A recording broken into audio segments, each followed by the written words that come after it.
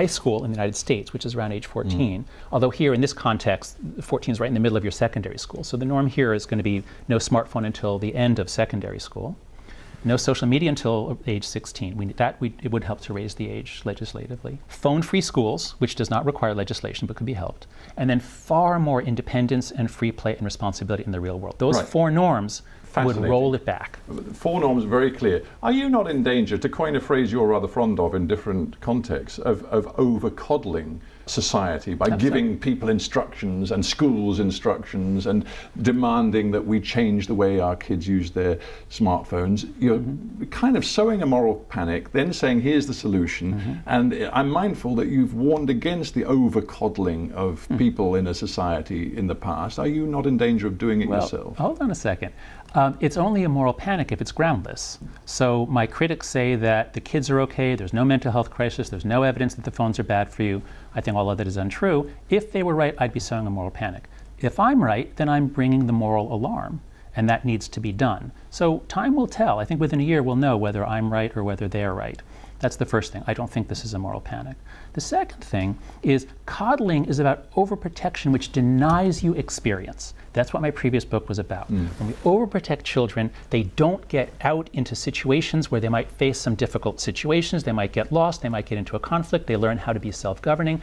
That's what kids need. They need millions of cases of facing difficulties. If we block that, that's coddling. What I'm saying is not let's coddle them in the virtual world. What I'm saying is, if they have the virtual world with them and they're spending about 9 or 10 hours a day on their phones in the United States, if they're having that, the phone is an experience blocker. Right. So what I'm saying is, let's take the phone away, and not just take the phone away in a punitive way. Let's give them back a normal human childhood, the one that their parents had and their grandparents had, which they actually want. It's a fascinating subject. We have to end there, but Jonathan Haidt, I thank you very much for joining me on Hard Talk. Oh, Steve, I can't believe the 25 minutes went that quickly. Well, it did.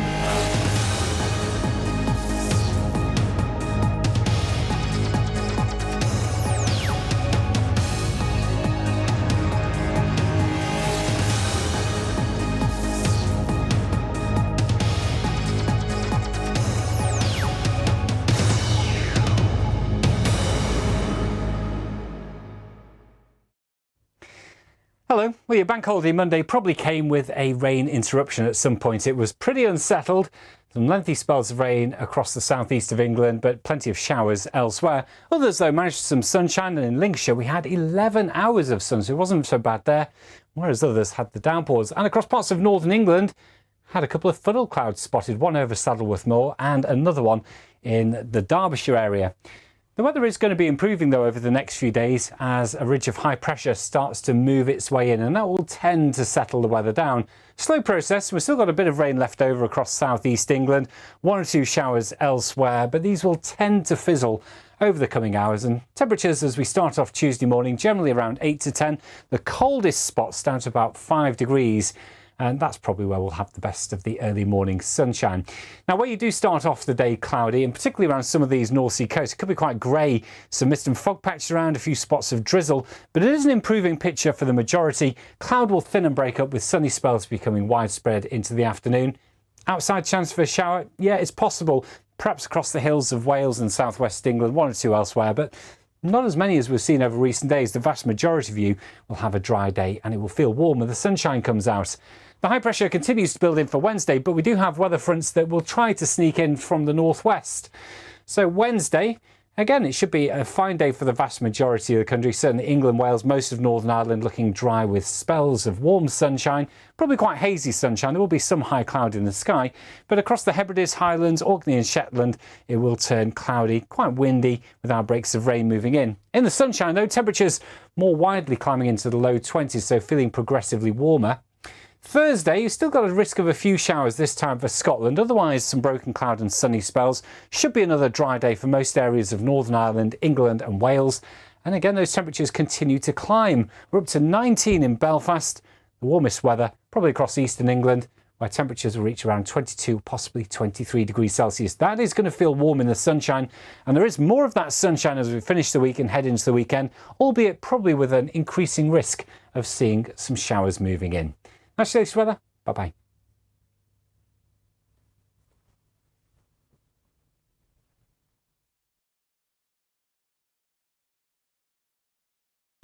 some of the UK's biggest crime stories. Brianna wanted to be famous in a really sad way.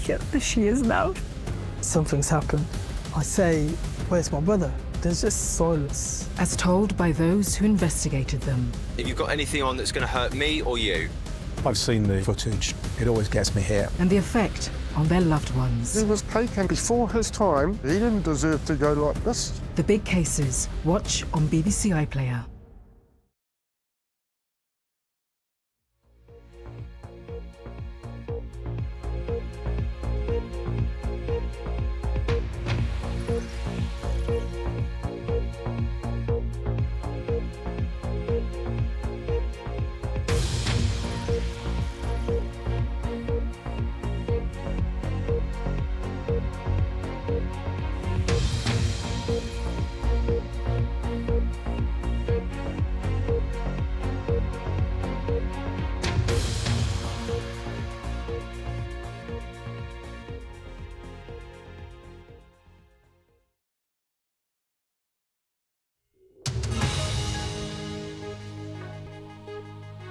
Hello and welcome to Newsday. I'm Steve Lai, reporting live from Singapore. These are the headlines.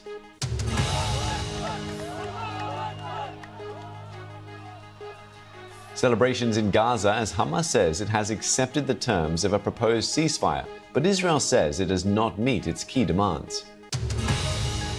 The personal information of serving British military personnel has been accessed in a significant data breach. French President Macron welcomes new assurances from Xi Jinping that China will not provide Russia with weapons to use against Ukraine. And the Met Gala returns, with guests arriving on the red carpet for fashion's biggest night of the year. Live from our studio in Singapore. This is BBC News. It's Newsday.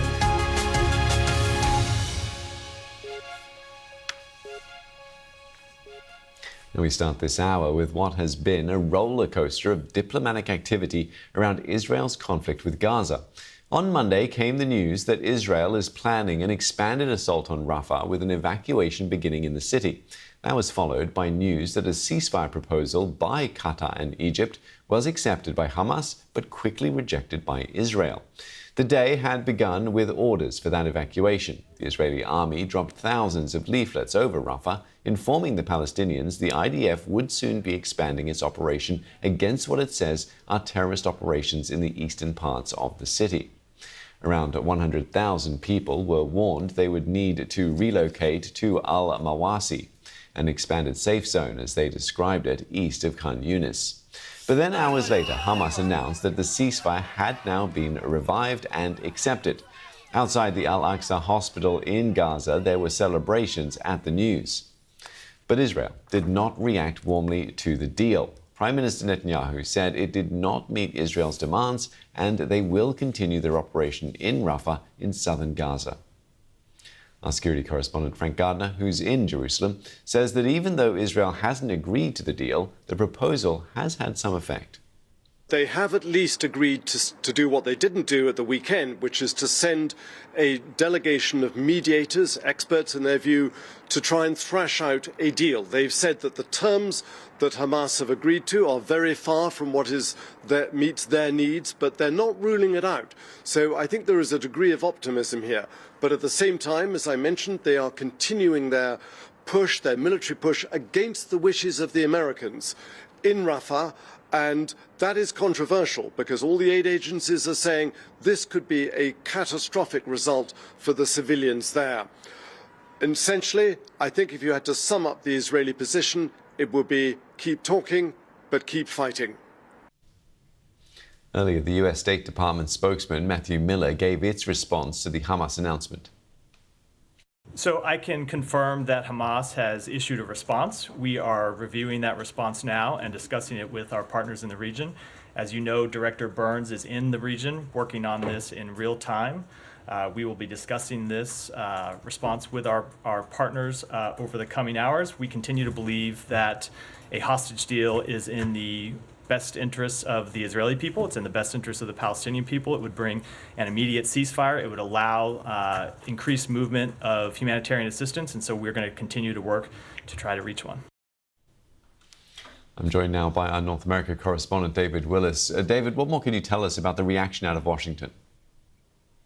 It's been a cautious reaction, Steve, as perhaps you might expect. The White House National Security spokesman John Kirby telling reporters that the United States was, as he put it, evaluating the deal from Hamas, or word from Hamas, and he went on to say that it was a highly sensitive time and he didn't want to say anything that might upend the ongoing negotiations. Later we heard, as you just heard, from Matthew Miller, the US State Department spokesman, who said that some sort of deal was achievable. All this after President Biden had spoken by phone to the Israeli Prime Minister Benjamin Netanyahu. That before word came down that Hamas had accepted a ceasefire deal, and President Biden, according to the White House readout, reinforced his opposition to any sort of military operation in Rafah. Nonetheless,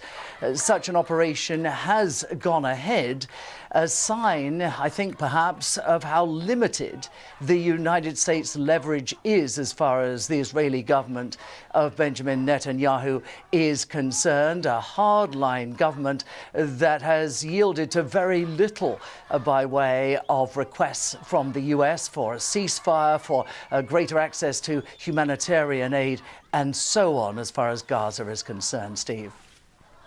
Yeah, David, President Biden has been pushing for a ceasefire. As you mentioned, Israel's continuing to attack Rafah, calling for evacuations. This is only going to increase pressure on the US president, isn't it?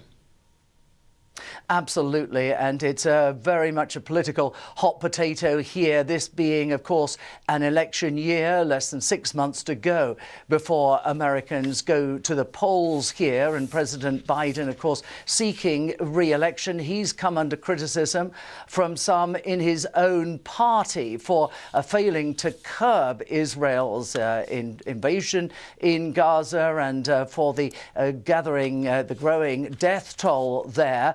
Progressives, of course, have called on him to do more, but he has, as I mentioned, really been very limited in the influence that he's been able to exert on Benjamin Netanyahu. We've seen, of course, nationwide protests at universities and college campuses over the course of the last week or so. And indeed, there is a report by Axios, the news agency Axios, that the United States last week decided to curtail a military shipment to Israel in an attempt to gain some sort of leverage over Benjamin Netanyahu and his cabinet, Steve. Yeah, thanks very much for that, David. David Willis, our North America correspondent.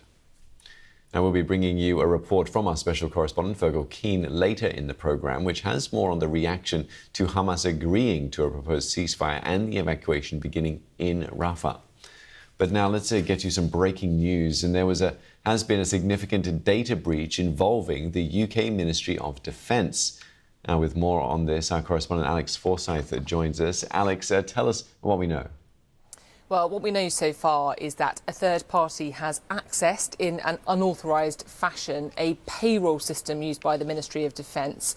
Now, this system is run by an external contractor, so this is not the main Ministry of Defence computer, and no operational detail has been obtained. But what has been accessed is personal details of serving members of the armed forces, mostly names and bank account details, but also in a very small, I'm told, number of cases, some addresses as well.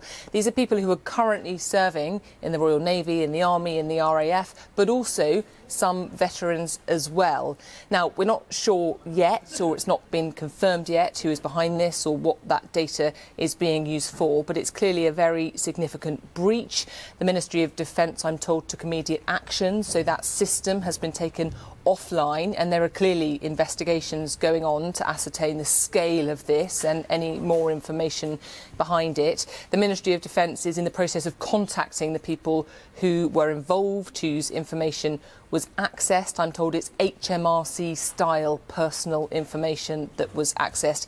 And the MOD is looking at ways that it can support and advise those individuals, also talking to veterans groups, because, as I say, a number of people involved were former members of the armed forces. We also understand the UK Defence Secretary, Grant Shapps, is due to update on MPs in the House of Commons on this tomorrow and set out a plan, an action plan, a response plan, but also a plan to ensure the protection of all serving men and women in the armed forces. So I think this is clearly a very significant development.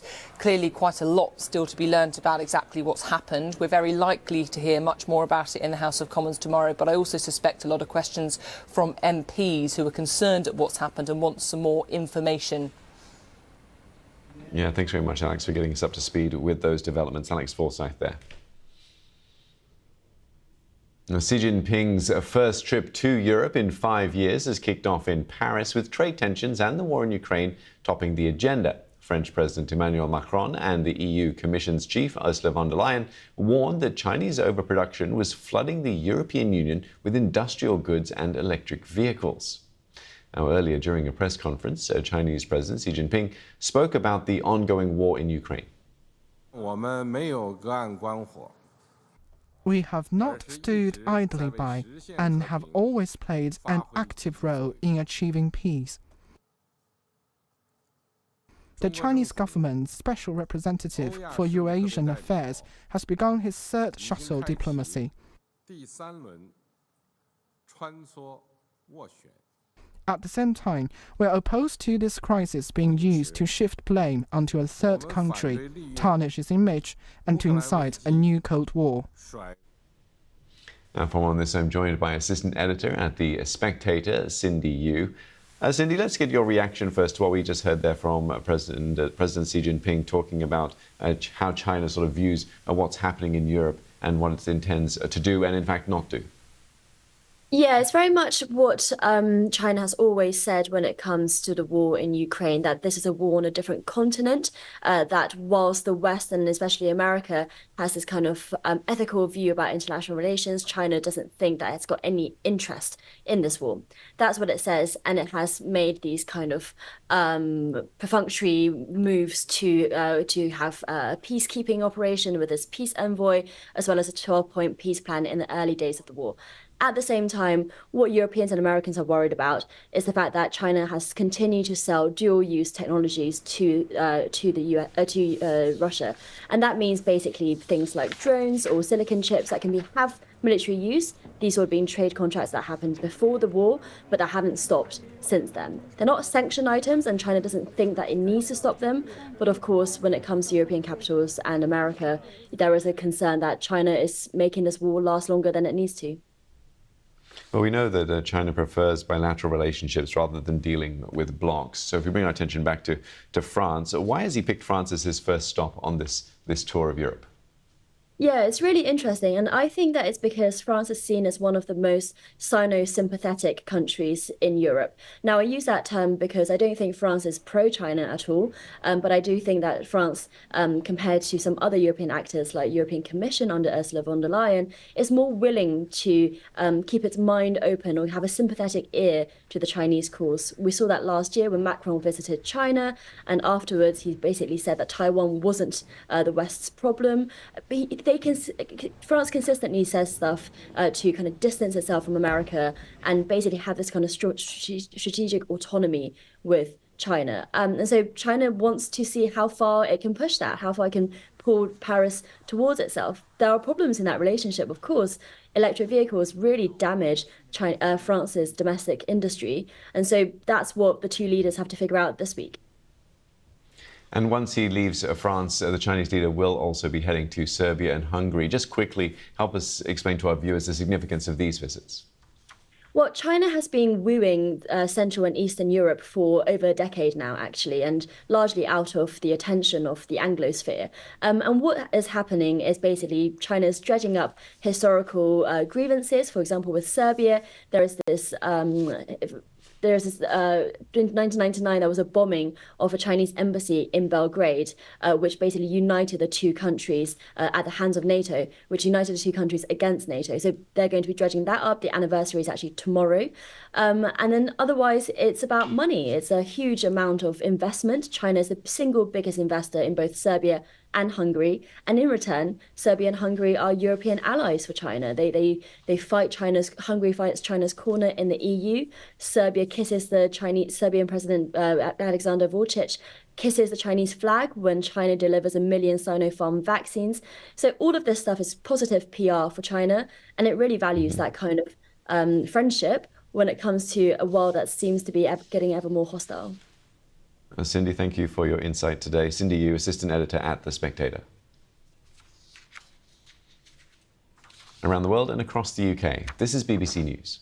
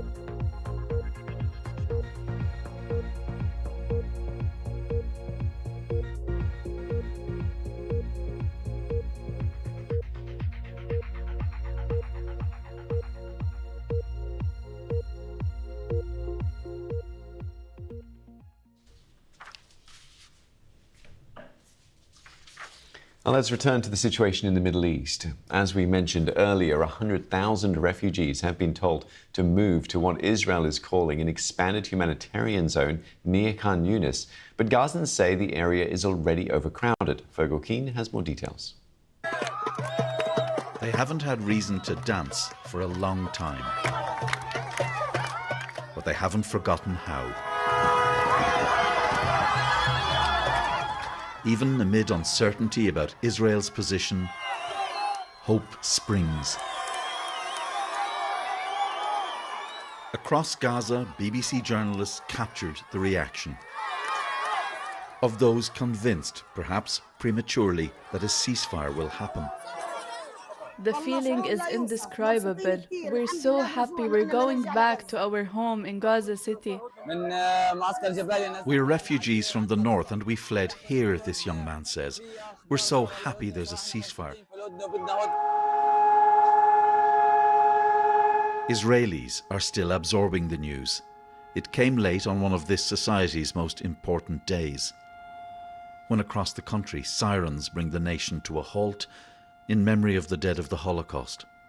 A day of reflection in a country traumatized by the Hamas attack last October. Tonight on the streets of Tel Aviv, those who believe healing that trauma can begin with a ceasefire deal and the release of Israel's hostages. We expect from the Israeli government to take this deal to save all the remaining hostages who are still alive. But after 7 months of a war in which Israel's army pledged to destroy Hamas, a ceasefire deal that fails to accomplish that risks breaking Israel's wartime coalition government. Israel will send negotiators to talks but won't stop fighting yet. We examine every proposal very seriously, and we review every possibility on the issue of negotiations and the return of the hostages to their homes as quickly as possible and as a central task. At the same time, we carry on with our operations in the Gaza Strip and will continue to do so. This morning, the people of eastern Rafah woke to leaflets telling them to evacuate. Many have been displaced before, but still they were told to leave. Everyone, no matter how old, how young, or how vulnerable. ومعنا صغارنا واطفالنا مرتي وامي والعيله وكلنا والله ما احنا عارفين نروح مش عارفين وين نروح. To Al-Mawasi, Israel says, and other desolate places beyond Rafah. The so-called humanitarian zones were to be expanded, but they've never been safe from sickness, hunger, or war. This is the aftermath of raids on Rafah last night. People hope these may have been some of the last airstrikes if the ceasefire can be made to work. News of the Hamas announcement was still hours away.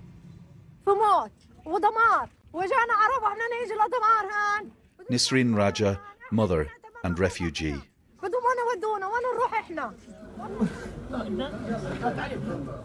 For 7 months, this has been the daily reality.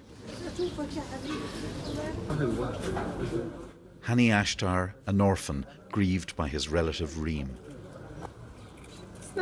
His family was killed during the war, she says. Even he was killed. So many here are grieving and exhausted. Late tonight, Israel attacked eastern Rafah, where they told people to leave. Celebration had turned to fear, and the hope that tomorrow might bring peace. Fergal Keane, BBC News, Jerusalem. You can find out more about events ongoing in Gaza on our live page at bbc.com. It is up and running at the moment. We're going to move away from the Middle East now, though. Later, the Starliner, a brand new spacecraft, will make its first crewed test flight. 2 NASA astronauts will be heading to the International Space Station, as Palab Ghosh explains. Ready for launch. Right on top is Boeing's Starliner spacecraft. It's the latest private sector launch to the International Space Station. This is Starliner's first test flight with a crew. It's 5 metres high and 4.5 metres wide. It can carry up to 7 astronauts into low Earth orbit, but this time it'll be carrying just 2. During the mission, the crew will test the spacesuits and seats, assess the onboard life support and navigation systems, and evaluate the system that moves cargo to the International Space Station. If all goes to plan, Starliner will be certified for regular supply missions. And liftoff. Its first uncrewed test flight in 2019 didn't make it to the space station because of a software fault. A second attempt in 2022 did make it, but there were issues with some of the thrusters and the craft's cooling system. And on Earth, Boeing has been facing growing scrutiny because of faults with some of its aircraft. This is the big one. This is the first test flight with humans on board. They've had a few problems on earlier test flights, I think it's fair to say. So there's a lot riding on this one. The astronauts, in their new blue lightweight suits, have reassured those close to them that the faults have been fixed and the spacecraft is safe to fly. We're here because we're all ready. And our families and friends have heard about it along the way. We've talked about all the issues that we've encountered, and I think they're happy and proud that we've been part of the process to fix it all. The astronauts will dock 24 hours after liftoff and return after 10 days. They'll experience Starliner's landing system, which will touch down on land in the deserts of the southwestern United States. Palab Ghosh, BBC News. Now, something else that could be considered out of this world, or some of the outfits at least. It's one of the most glamorous nights on the New York social calendar, an evening for celebrities to test their fashion boundaries, producing a red carpet full of outrageous, daring and dazzling outfits. I'm talking about the Met Gala Ball. It is being held in Manhattan tonight, and this year's theme is the Garden of Time. Now, for more on this, let's speak to Amy Odell, author of Anna, the biography. It's a look into the life of longtime Met Gala chair Anna Wintour. Amy, thanks for joining me. The event, as we know, is underway. You can't talk about the Met Gala, though, without talking about Anna Wintour. What would you say is the most important thing to know about her and the gala? The Met Gala is the Super Bowl of red carpets. It is the biggest, most lavish, internationally recognized red carpet event of the year. It has eclipsed the Oscars in terms of cultural significance. Anna Wintour has been planning it since 1995 in her capacity as editor-in-chief of Vogue magazine.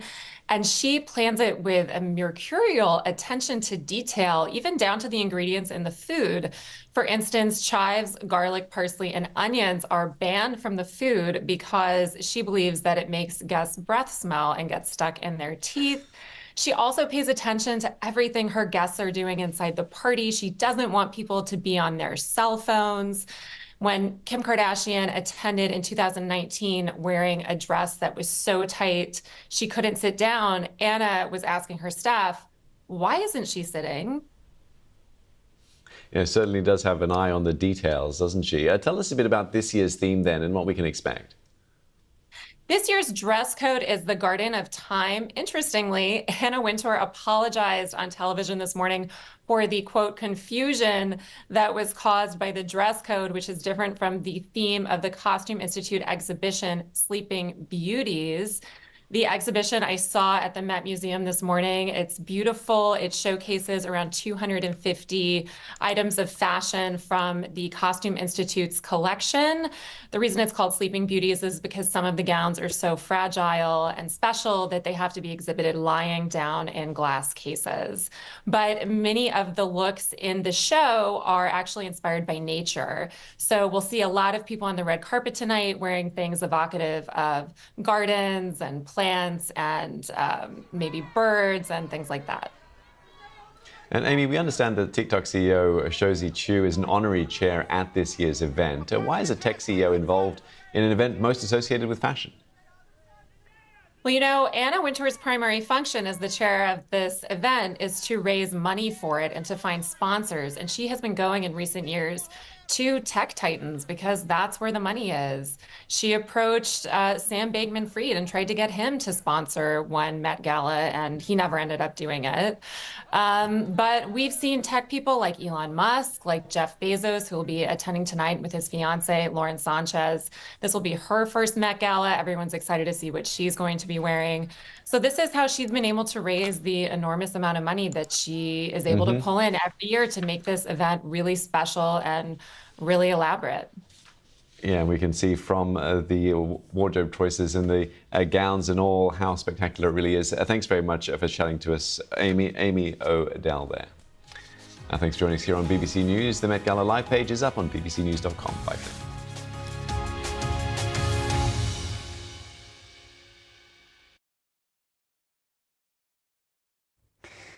Hello. Well, your bank holiday Monday probably came with a rain interruption at some point. It was pretty unsettled. Some lengthy spells of rain across the southeast of England, but plenty of showers elsewhere. Others, though, managed some sunshine, and in Lincolnshire we had 11 hours of sun, so it wasn't so bad there, whereas others had the downpours. And across parts of northern England, had a couple of funnel clouds spotted, one over Saddleworth Moor and another one in the Derbyshire area. The weather is going to be improving, though, over the next few days as a ridge of high pressure starts to move its way in, and that will tend to settle the weather down. Slow process. We've still got a bit of rain left over across southeast England, one or two showers elsewhere, but these will tend to fizzle over the coming hours. And temperatures as we start off Tuesday morning, generally around 8 to 10. The coldest spots down to about 5 degrees. And that's probably where we'll have the best of the early morning sunshine. Now, where you do start off the day cloudy, and particularly around some of these North Sea coasts, it could be quite grey. Some mist and fog patches around, a few spots of drizzle, but it is an improving picture for the majority. Cloud will thin and break up with sunny spells becoming widespread into the afternoon. Outside chance for a shower? Yeah, it's possible. Perhaps across the hills of Wales and southwest England, one or two elsewhere, but not as many as we've seen over recent days. The vast majority of you will have a dry day and it will feel warm when the sunshine comes out. The high pressure continues to build in for Wednesday, but we do have weather fronts that will try to sneak in from the northwest. So Wednesday, again, it should be a fine day for the vast majority of the country. Certainly England, Wales, most of Northern Ireland looking dry with spells of warm sunshine, probably quite hazy sunshine. There will be some high cloud in the sky, but across the Hebrides, Highlands, Orkney and Shetland, it will turn cloudy, quite windy with outbreaks of rain moving in. In the sunshine, though, temperatures more widely climbing into the low 20s, so feeling progressively warmer. Thursday, you've still got a risk of a few showers this time for Scotland. Otherwise, some broken cloud and sunny spells. Should be another dry day for most areas of Northern Ireland, England and Wales. And again, those temperatures continue to climb. We're up to 19 in Belfast. The warmest weather probably across eastern England, where temperatures will reach around 22, possibly 23 degrees Celsius. That is going to feel warm in the sunshine, and there is more of that sunshine as we finish the week and head into the weekend, albeit probably with an increasing risk of seeing some showers moving in. That's today's weather. Bye-bye.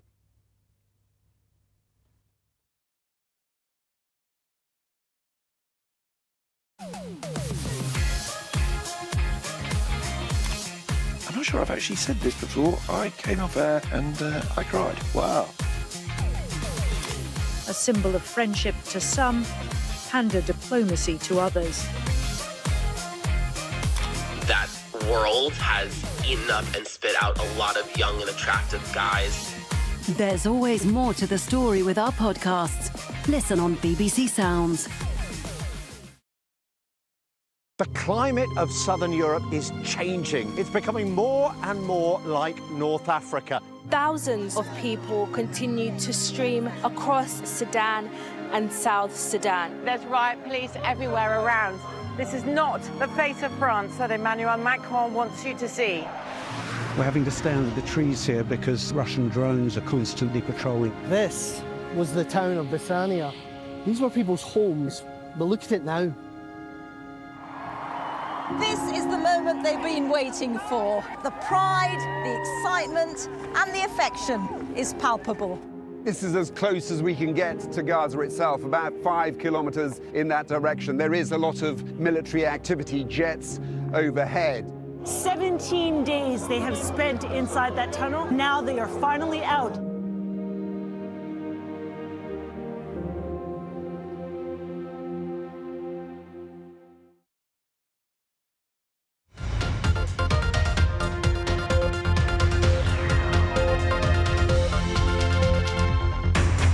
More trouble for Boeing as it faces a new investigation in the US, this time over the 787 Dreamliner. Plus, we'll look into how boycotts around the world in Gaza are affecting companies like Starbucks and McDonald's.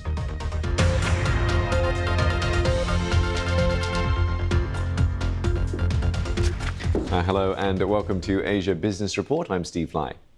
Now, the US regulator has opened a new investigation into Boeing. It comes after the plane maker acknowledged that some employees may have failed to carry out proper quality inspections on 787 Dreamliners. Boeing says it will re-inspect all 787 jets on the manufacturing line and develop an action plan to address concerns about planes already in service. Boeing shares dropped sharply on the news. From New York, the BBC's Michelle Fleury has more. Boeing's work is once again in the spotlight. America's air safety regulator, the Federal Aviation Authority, has opened a new investigation into Boeing after the company came forward and said some employees had committed misconduct by claiming certain tests had been completed when in fact they hadn't. Now, the FAA is investigating whether Boeing completed inspections to confirm adequate bonding and grounding where the wings join the main body of the plane on certain 787 Dreamliner aircraft. Bonding and grounding is vital on a plane because it prevents static build-up. Think of it as electrical safeguards. Boeing credited a South Carolina worker who saw something they felt was wrong on the production line and came forward and reported it. Cutting corners at work is something that many of us may have been guilty of at various times in our lives. But given the frequency with which quality control issues keep coming up at Boeing, the airline has a long way to go to regain the trust of the flying public, its customers, the airlines, as well as lawmakers. You can find more of our coverage and analysis of Boeing on our website at bbc.com/news. Now, over the past few months, as Israel's war in Gaza has intensified, we've seen consumers boycotting brands with perceived links to Israel. Major fast food chains like McDonald's and KFC have been on the receiving end of these boycotts. More recently, protesters at universities across the US have called for divestment from companies linked to Israel, like Google, Microsoft, and defense contractor Lockheed Martin. Now, for a closer look at the impact of boycotts, let's bring in Ian Lee. He teaches strategic management at Carleton University. Ian, thanks for joining me today. I want to get your take first on what has been the impact of consumer boycotts against institutions and large companies linked to Israel, like McDonald's, like Starbucks. Thank you, Steve. It's very important to distinguish between sanctions versus boycotts. Sanctions are imposed by countries, by nation states. Boycotts are imposed by individual groups, protest groups against particular companies. So this is very important. The second distinction is the boycott against the company because of something the company did inside its company. Think of Anheuser-Busch in the United States last year in its activities that enraged many consumers, and that boycott was effective. But secondary boycotts, that is to say, boycotting a company because they're involved with a country that people are opposed to, is less successful in the research literature. We have to make those very important distinctions, I think, in terms of analyzing the success or failures of these boycotts. Yeah, another distinction perhaps to note is that these brands often operate a franchise model, so boycotts impact local franchisee holders more directly than the brands themselves. Indeed. In fact, that's an additional point to make. We have to distinguish between the franchise versus the corporate head office. And secondly, is it impacting sales or is it impacting the brand? The research on this shows that the sales hit is not as significant generally, but the hit to the brand, the damage to the brand, is much more significant. And so this is not to suggest that boycotts don't work. It's just that they have an impact that people may not realize. It's not the sales decline, it's the impact to the brand, which we can see in, for example, the decline in the share price. Yeah, and brands also sit up and take notice when these things happen to them as well. Most brands don't want to get dragged into politics, though, do they? Exactly. The large corporations tend to be very, very averse to bad publicity. They're not political actors, and so the last thing they want is to be in the national news or the international news for bad reasons. And they avoid negative publicity like the plague. So their job is they try to minimize and avoid it completely. All right, many thanks, Ian, for speaking to us today. Ian Lee from Carleton University. We'll leave it there. Now turning to Australia, and the central bank there will be wrapping up its two-day session later on Tuesday, where it will unveil its latest decision on the cost of borrowing. Many economists are expecting the Reserve Bank of Australia to keep the key rate steady at 4.35%, and that's a 12-year high. Now let's get more from Shane Oliver from AMP. Shane, what are you expecting out of the RBA today? We expect the Reserve Bank to leave rates on hold. I must admit there is some risk of a hike, but I think on balance they'll leave rates where they are. But they will warn that they may have to raise interest rates again. So in other words, we see a return to what you might describe as a tightening bias, basically to warn Australians that if we get another bad inflation number like we did in the March quarter, they will have to raise interest rates again. Yeah, and with that in mind, we are expecting to see some update on their forecasts for growth and inflation. Do you foresee any changes coming? Look, I don't see any major changes in terms of growth, but inflation, I think they will revise up. They did revise down their inflation numbers 3 months ago in their February meeting. Since then, we've seen some higher than expected inflation numbers for the March quarter. So therefore, they'll probably add about 0.2 or 0.3% to the year-end inflation numbers for this year. Next year, I think they will leave them as they are. So we'll continue that progress back towards the 2 to 3% inflation target, but just not as quickly as previously thought this year. So if inflation is looking high, interest rates also remaining high, what does that mean for consumers? Well, obviously, it puts pressure on consumers. And I think this is one reason why the Reserve Bank will decide to leave rates on hold ultimately, despite the higher inflation numbers. We have seen some very weak retail sales figures last week. Also, broader measures of household spending were quite soft in the month of March. And obviously a delay in rate cuts with the risk of potentially another hike or the threat of another hike will act as a drag on consumer spending and consequently keep the Australian economy at a very, very low growth rate. Now, another part of the economy is, of course, the strength or weakness of the Australian dollar. Where do you see it there? Well, lately the Aussie dollar's been heading up again, and I think that partly reflects expectations that the Fed still is on track to cut rates. But of course, then now we're seeing this potential delay in rate cuts in Australia. So the interest differential, if you like, has moved in favour of the Australian dollar, the interest rate differential that is. So currently it's above 66 US cents, recent lows down below 64.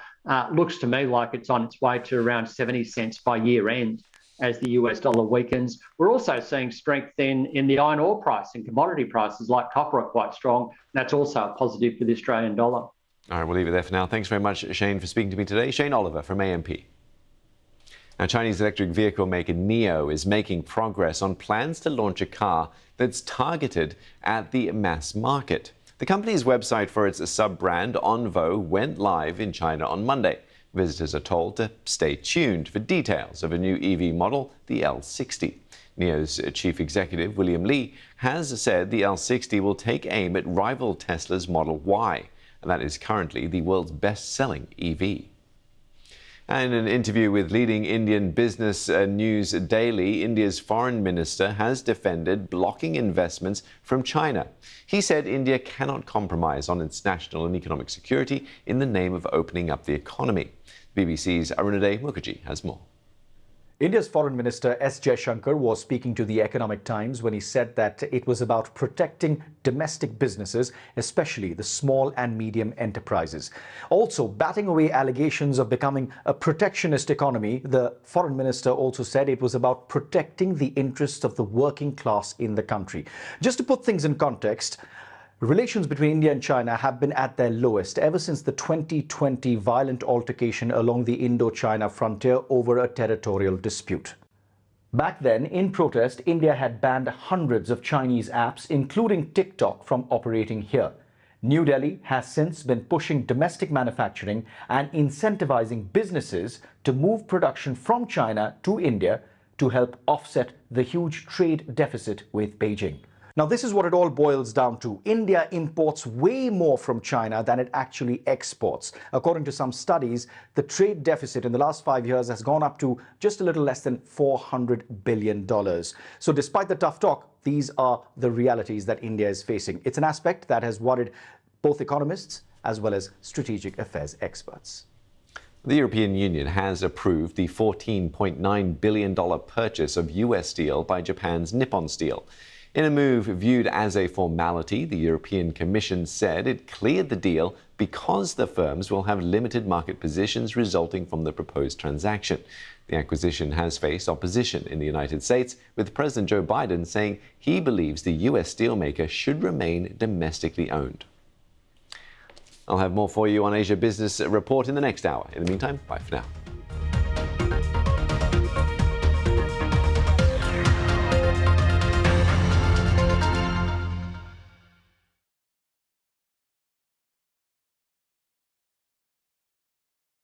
In a lot of the stories that we tell, they can be so bleak. People here wonder if they can ever rebuild. You need to show some hope. Our presence there is vital. We are there to report and bear witness. My coping mechanism was to not think further than an hour ahead. It's actually the moment to be looking forward. That tempered the way that I covered the story. That proclamation of a new king. Hip, hip. Behind the stories. Watch on BBC iPlayer.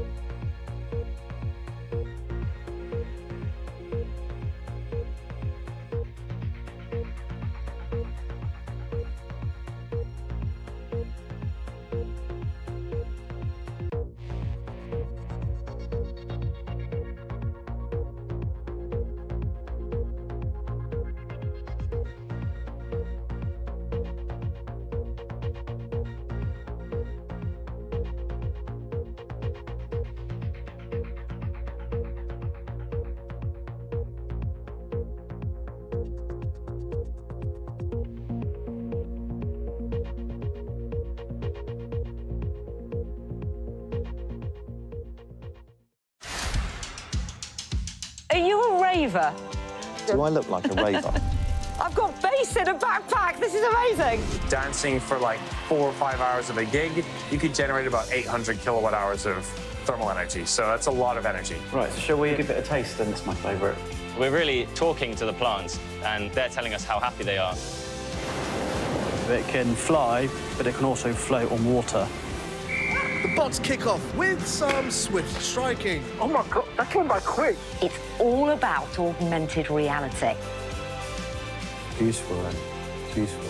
I scroll through the options with my finger here. Solar system, let's give that one a go. Totally and utterly immersed in another world there. We've got to consider all of these things if we're going to avoid an apocalyptic fate. But also excited.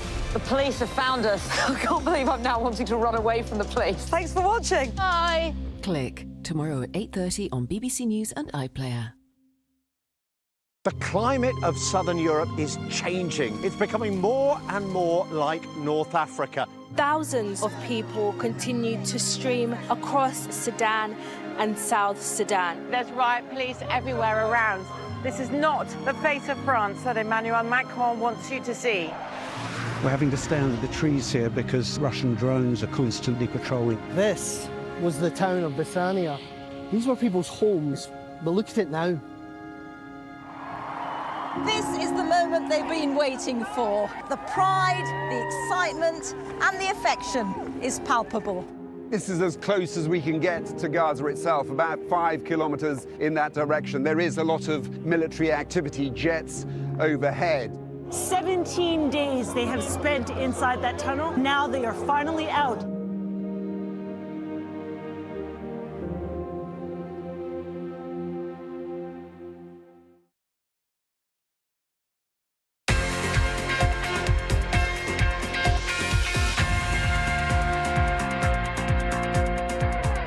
Hello there, I'm Ollie Foster. Here's what's coming up for you on Sports Day.